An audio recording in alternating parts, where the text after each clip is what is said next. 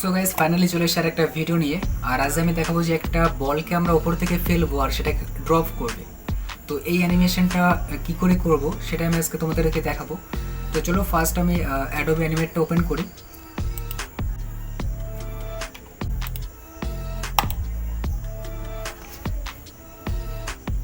So এখান থেকে তোমরা তোমাদের পছন্দের ফ্রেমটা নিয়ে নেবে, নেওয়ার পর ক্রিয়েটে ক্লিক করবে।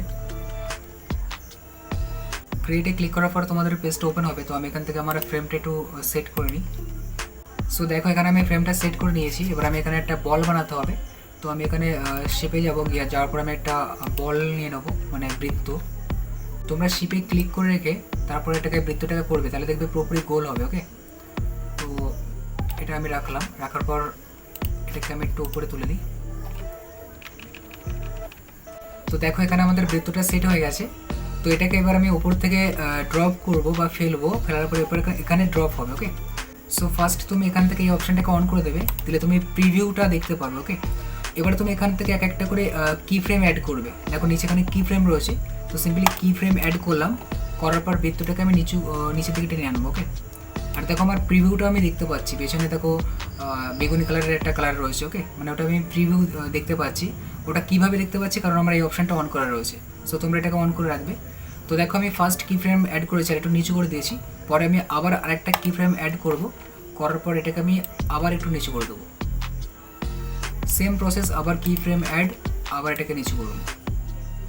সিম্পল জিনিস, খুব একটা কঠিন কিছু না। জাস্ট আমাকে কি ফ্রেম অ্যাড করতে হবে আর এটাকে নিচু করতে হবে। আবার কি ফ্রেম অ্যাড, আবার নিচু, কি ফ্রেম অ্যাড, আবার নিচু, এইভাবে পরপর করতে থাকবে। ওকে, পুরো নিচু পর্যন্ত করতে হবে আমাদেরকে। সো কি ফ্রেম অ্যাড আমি নিচু করে দিলাম,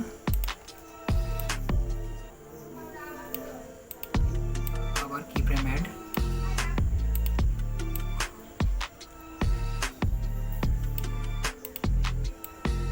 তো দেখো আমার পুরো নিচু পর্যন্ত চলে এসছে। আর তোমরা সবাই জানো যে ওপর থেকে যদি বলটাকে ফেলা হয় আর সেটা নিচে এসে একটু মানে ড্রপ খেয়ে একটু নিচু হয়ে যায়, বা কেমন বলবো, রাবারের বল যদি হয় দেখবে একটু বাউন্স খেয়ে একটু চ্যাপটা হয়ে যায় বা নিচু হয়ে যায়। তো সেটা আমরা কী করে করবো? সো এটাকে আমি একটু বাড়িয়ে দিই আর এটাকে একটু ছোটো করে দিই। মানে ড্রপ খেলে কী হয়, ওপর থেকে নিচে আসলে একটু চুপসে যায় বলতে পারো। ওকে, এরকম টাইপের কিছু। সো এটা ড্রপ খেলো, এটাকে একটু উপরে করে দিই। ব্যাস, এবারের উপরের ফ্রেমটাকেও আমাদের একটু লম্বা করতে হবে, কারণ ওপর থেকে যখন কোনো একটা জিনিস পড়বে তখন নিচে তো টানটা বেশি থাকবে, তাহলে একটু লম্বা টাইপের হয়ে যাবে। সেটাকে আমি একটু লম্বা করে দিই। ব্যাস, এর আগের ফ্রেমটাকেও একটু লম্বা করে দেবো। মানে বুঝতে পারছো আমি কি করছি তোমরা? এটা করলে একটু ভালো লাগবে দেখতে, এছাড়া কিছুই না। এর আগেরটা আমি একটু লম্বা করে দিই। ব্যাস, তো এবার আমি এটাকে অন করছি। দেখো লাস্টে আসি, দেখো।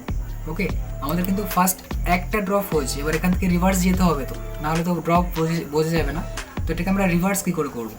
সো এখান থেকে ফার্স্ট কি ফ্রেমে চলে আসবো। আসার পর এখান থেকে লাস্টে একটা কি ফ্রেম বাদ দিয়ে তার আগেরটাতে তোমরা শিপে ক্লিক করে রেখে তার আগেরটাতে ক্লিক করবে। আবার দেখো আমি আরেকবার বলি, ফার্স্ট কি ফ্রেমে ক্লিক করবে, করার পর লাস্টের আগের কি ফ্রেমে ক্লিক করার আগে শিপ চেপে রাখবে। শিপে ক্লিক করে রেখে লাস্টের আগের কি ফ্রেমে ক্লিক করবে। করলে দেখো পুরো কি ফ্রেমটা আমার সিলেক্ট হয়ে গেল। এবার এই কি ফ্রেমের উপরে রাইট ক্লিক করবে। করার পর দেখো এখানে রয়েছে copy frames. So simply copy ফ্রেমসের উপর ক্লিক করবে। করার পর এই নতুন একটা কি ফ্রেমে আসবে। আসার পরে আবার এখানে রাইট ক্লিক করবে। করার পর এখানে পেস্ট ফ্রেমস রয়েছে, সেটার উপর ক্লিক করে দেবে। এবারে দেখো এখান থেকে এইটুকু আমাদের রিভার্স করতে হবে, কারণ এখানে তো আমাদের নিচু এসছে। এখান থেকে শিপ ক্লিক করে রেখে লাস্ট পর্যন্ত আবার সিলেক্ট করবে। করার পর আবার রাইট ক্লিক করবে। করার পর এখান থেকে রিভার্স ফ্রেমস রয়েছে, সো সিম্পলি রিভার্স ফ্রেমের উপর ক্লিক করে দেবে। এবার দেখো আমি এটাকে অন করে দেখাচ্ছি। দেখো ড্রপ করলো কিন্তু।